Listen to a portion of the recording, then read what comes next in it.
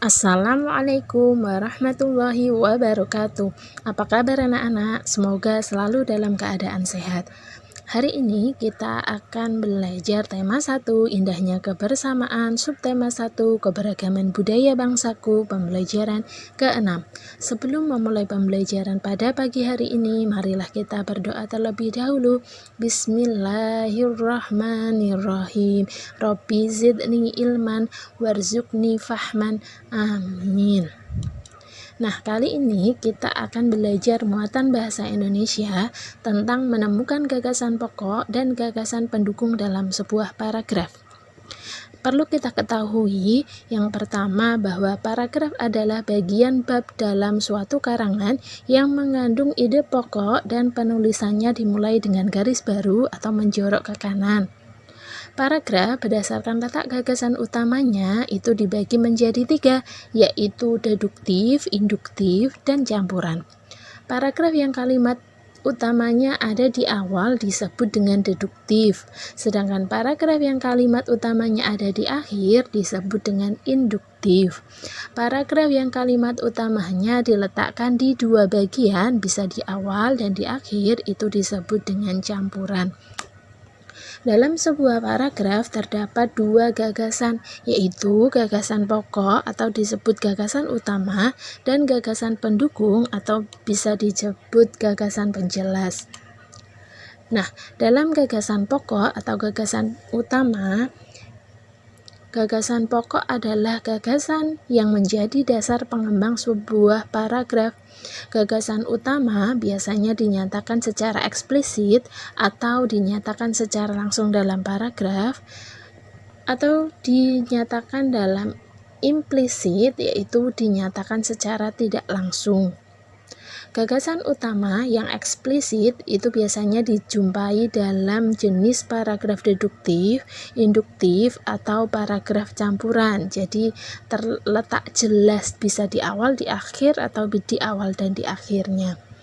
Nah, sedangkan gagasan utama yang implisit itu umumnya dijumpai dalam paragraf deskriptif dan naratif.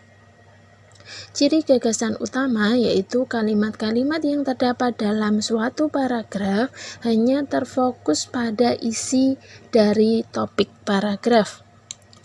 Nah, sedangkan gagasan pendukung adalah gagasan yang menguraikan atau mendetailkan dalam suatu paragraf.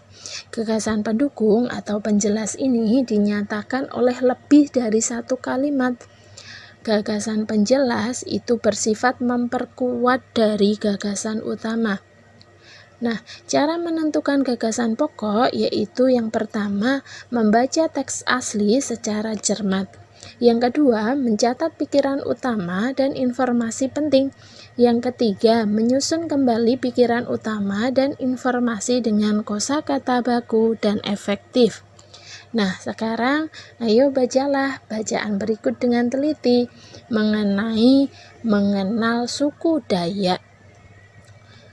Dayak adalah nama penduduk asli Pulau Borneo yang saat ini masih banyak tertinggal di pedalaman Kalimantan. Suku asli Dayak mempunyai budaya maritim atau bahari karena nama mereka banyak mempunyai arti dan berhubungan dengan sungai. Hal tersebut dikarenakan banyaknya sungai yang terdapat di pedalaman Kalimantan. Arti dari kata Dayak itu sendiri masih bisa diperdebatkan. Dayak berarti manusia, sementara banyak lainnya menyatakan bahwa kata itu berarti pedalaman. Bahwa orang-orang Iban menggunakan istilah Dayak dengan arti manusia, sementara orang-orang Tunjung dan Benuak mengartikannya sebagai hulu sungai.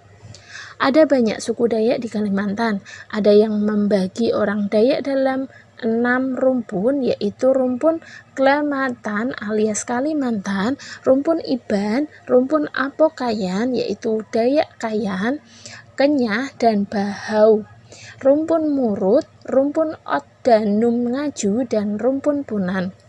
Suku terbanyak adalah suku Dayak Kenyah yang memiliki aksesoris sebagai perhiasan tubuh mereka. Umumnya, suku Dayak memiliki perhiasan berupa manik-manik yang terbuat dari batu alam. Dahulu batu-batu itu dibentuk dengan tangan dan tanpa bantuan mesin, sehingga warnanya kusam jika dibandingkan dengan manik-manik modern buatan pabrik. Selain itu, ada juga perbedaan berat di bebatuan dan manik-manik tersebut. Jika ingin membuktikan bahwa manik-manik tersebut asli dari suku Dayak atau bukan, maka haruslah dilakukan tes dengan cara membakarnya. Umumnya, masyarakat khususnya pria Dayak tidak mengenal aksesoris batu lain selain perhiasan manik-manik. Aksesoris yang umumnya digunakan adalah yang berasal dari hewan perburuan mereka, seperti taring dan gigi beruang. Taring babi. Jika di Papua, taring babi dijadikan perhiasan yang ditusukkan di hidung. Pada suku Dayak, taring tersebut dijadikan sebuah kalung mereka. Nah, mari kita belajar untuk menemukan gagasan pokok dan gagasan pendukung dari teks mengenal suku Dayak. Coba dilihat pada paragraf pertama. Dayak adalah nama penduduk asli Pulau Borneo yang saat ini masih banyak tinggal di pedalaman Kalimantan. Suku asli Dayak mempunyai budaya maritim atau bahari karena nama mereka banyak mempunyai arti dan berhubungan dengan sungai. Hal tersebut dikarenakan banyaknya sungai yang terdapat di pedalaman Kalimantan. Nah, pada paragraf pertama bisa kita ketahui bahwa gagasan pokoknya itu berada pada kalimat pertama. Dayak adalah nama penduduk asli Pulau Borneo yang saat ini masih banyak tinggal di pedalaman Kalimantan. Nah, jadi gagasan pokoknya ada di kalimat pertama, sedangkan gagasan selanjutnya itu namanya gagasan pendukung. Jadi bisa kita tulis, gagasan pokoknya adalah Dayak adalah nama penduduk asli Pulau Borneo. Sedangkan gagasan pendukungnya, suku asli Dayak mempunyai budaya maritim atau bahari karena banyak sungai yang terdapat di Kalimantan. Nah, untuk paragraf kedua, coba kalian cari juga gagasan pokoknya yang mana dan gagasan pendukungnya yang mana. Begitu pula dengan paragraf yang ketiga, mana yang termasuk gagasan pokok, mana yang termasuk gagasan pendukung. Begitu pula dengan paragraf keempat, mana yang termasuk gagasan pokok dan mana yang termasuk gagasan pendukung. Begitu pula dengan paragraf 5, mana yang termasuk gagasan pokok dan mana yang termasuk gagasan pendukung. Dan termasuk pada paragraf terakhir, yaitu paragraf ke-6, kalian juga bisa menentukan mana yang termasuk gagasan pokok dan mana yang termasuk gagasan pendukung. Nah, demikian pembelajaran pada pagi hari ini. Terima kasih, semoga bermanfaat. Kita tutup dengan hamdalah bersama-sama. Alhamdulillahirabbil alamin. Wassalamualaikum warahmatullahi wabarakatuh.